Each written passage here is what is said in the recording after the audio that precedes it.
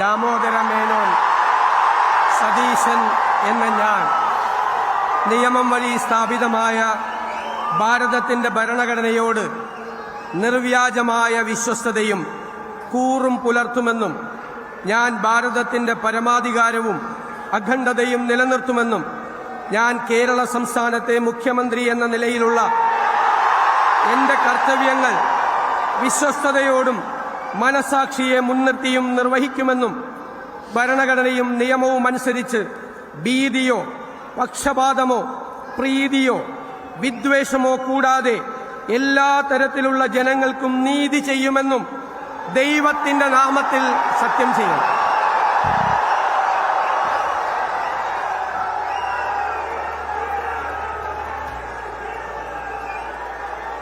ഞാൻ വടശ്ശേരി ദാമോദര മേനോൻ സതീശൻ എന്ന ഞാൻ കേരള സംസ്ഥാനത്തെ മുഖ്യമന്ത്രി എന്ന നിലയിൽ എന്റെ പരിഗണനയിൽ കൊണ്ടുവരുന്നതോ എന്റെ അറിവിൽ വരുന്നതോ ആയ ഏതെങ്കിലും വിഷയം അങ്ങനെയുള്ള മന്ത്രി എന്ന നിലയിലുള്ള എന്റെ കർത്തവ്യങ്ങളുടെ മുറപ്രകാരമുള്ള നിർവഹണത്തിന് ആവശ്യമാകുന്നതൊഴികെ ഞാൻ ഏതെങ്കിലും ആൾക്കോ ആളുകൾക്കോ നേരിട്ടോ നേരിട്ടല്ലാതെയോ അറിയിച്ചു കൊടുക്കുകയോ വെളിപ്പെടുത്തി കൊടുക്കുകയോ ചെയ്യുകയില്ലെന്ന് ദൈവത്തിന്റെ നാമത്തിൽ സത്യം ചെയ്യുന്നു.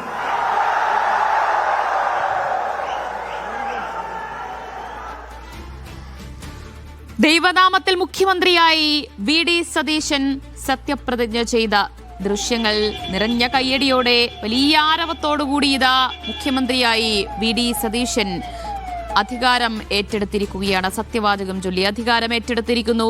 ആ മനോഹര ദൃശ്യങ്ങളാണ് ഇപ്പോൾ ഒരിക്കൽ കൂടി പ്രേക്ഷകർ കണ്ടിരിക്കുന്നത്. ഇപ്പോൾ മന്ത്രിമാർ ഓരോരുത്തരായി ലോക് ഭവനിൽ എത്തിച്ചേർന്നു കഴിഞ്ഞിരിക്കുകയാണ്. ചായ സൽക്കാരത്തിന് പിന്നാലെയാണ് അവരുടെ ഓഫീസുകളിലെത്തി ചുമതല ഏറ്റെടുക്കുന്നത്, അവരുടെ ജോലിയിലേക്ക് അവർ പ്രവേശിക്കുന്നത്. പിന്നാലെ ആദ്യ ക്യാബിനറ്റ് യോഗം ചേരും.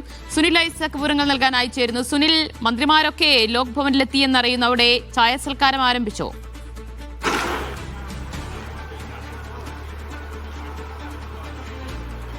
സെൻട്രൽ സ്റ്റേഡിയത്തിനകത്തും പുറത്തുമായി നിറഞ്ഞു കവിഞ്ഞിരുന്ന പതിനായിരങ്ങളെ സാക്ഷി നിർത്തി വടശ്ശേരി ദാമോദര മേനോൻ മകൻ വി.ഡി. സതീശന്റെ നേതൃത്വത്തിലുള്ള 21 മന്ത്രിസഭ അധികാരമേറ്റിരിക്കുന്നു. കേരളത്തിന്റെ 13ാമത് മുഖ്യമന്ത്രിയായി വി.ഡി. സതീശൻ ആദ്യം അധികാരമേറ്റു, സത്യപ്രതിജ്ഞ ചെയ്ത്.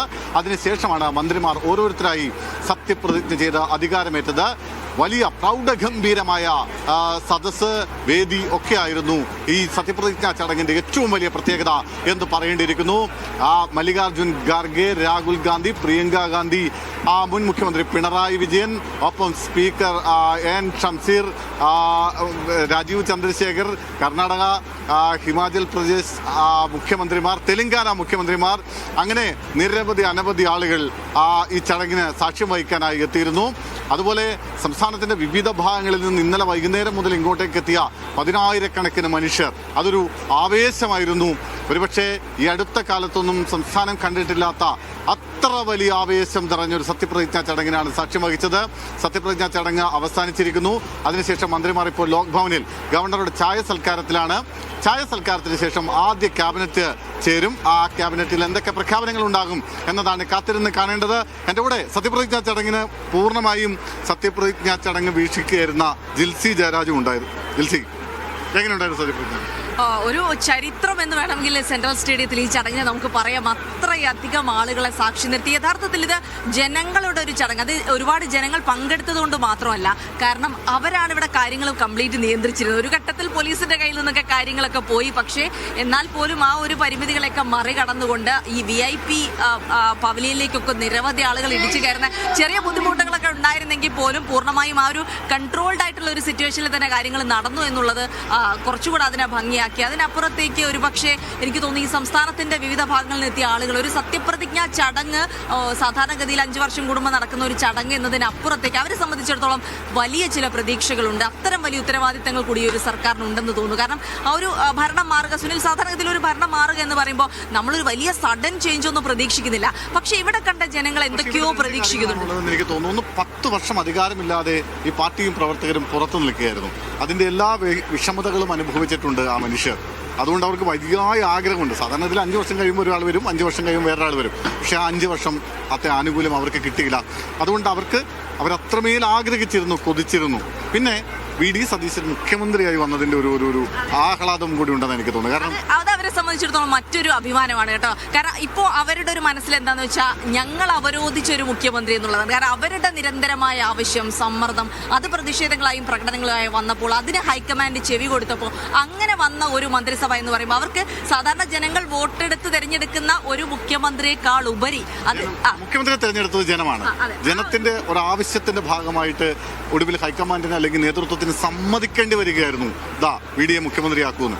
വി.ഡി ആ വേദിയിലേക്ക് കയറി വന്നപ്പോൾ ഉണ്ടായ ആ ജനങ്ങളുടെ ഒരു ആവേശം, അതായിരുന്നു ഇന്ന് കണ്ട ഏറ്റവും പ്രധാനപ്പെട്ട ഒരു സാധനം. പക്ഷേ വി.ഡിക്ക് ശേഷം ഏറ്റവും കൂടുതൽ കൈയടി കിട്ടിയത് കെ മുരളീധരനാണെന്ന് എനിക്ക് തോന്നുന്നു. അതെ, കെ മുരളീധരനും പി കെ കുഞ്ഞാലിക്കുട്ടിക്കുമാണ് വലിയ പി കെ കുഞ്ഞാലിക്കുട്ടി, കെ മുരളീധരൻ അവരായിരുന്നു. അതായത് ജനകീയത എന്ന് പറയുന്ന ഒരു സാധനം നമുക്ക് അവർ വേദിയിലേക്ക് എത്തുമ്പോൾ വളരെ കൃത്യമായി മനസ്സിലാവുകയാണ്. എന്തായാലും ഇനിയുള്ളത് ജിൽസി ആദ്യ ക്യാബിനറ്റ് യോഗം. സുനിൽ, ഇന്ന് എന്തെങ്കിലും ഒരു പ്രഖ്യാപിതം, അതായത് ഇന്ദിരാ ഗ്യാരണ്ടി ഒക്കെ ഉണ്ട്, പല അതിൽ നടപ്പാക്കുന്നൊക്കെ കുറച്ച് പണച്ചെലവുള്ള കാര്യമാണ്. അതിനപ്പുറത്തേക്ക് ഇത്രയും ആളുകളുടെ പ്രതീക്ഷ നിലനിർത്താനായിട്ട് എന്തെങ്കിലും ഒരു സർപ്രൈസ് പ്രഖ്യാപനം പ്രതീക്ഷിക്കേണ്ടതുണ്ടോ? തീർച്ചയായും ഉണ്ടാകുമെന്നാണ് ഞാൻ കരുതുന്നത്. കാരണം അങ്ങനൊരു ഇന്നലെ വി.ഡി. സതീശൻ നടത്തിയ വാർത്താ സമ്മേളനത്തിൽ ആദ്യ ക്യാബിനറ്റ്